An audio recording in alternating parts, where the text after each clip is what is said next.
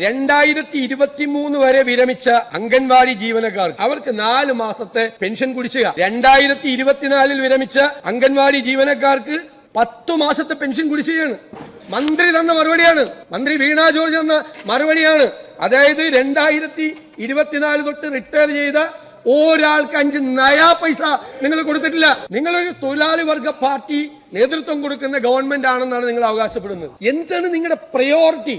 ഈ പാവപ്പെട്ട 10, 30, 35 ലക്ഷം വരുന്ന തൊഴിലാളികളെ അവർക്ക് അവരംശാദായ അടച്ച ക്ഷേമനിധി ബോർഡുകളിൽ അവരുടെ തുക അതുപോലും തിരിച്ചു കൊടുക്കാൻ പറ്റാത്ത രീതിയിൽ പോവുകയാണ്. കേരളത്തിൽ 35-40 ലക്ഷം പാവപ്പെട്ട തൊഴിലാളികൾക്ക് അത് കിട്ടുന്നില്ല എന്നാണ് ഈ സർക്കാരിന്റെ പ്രതിപക്ഷം പറയുന്നത്.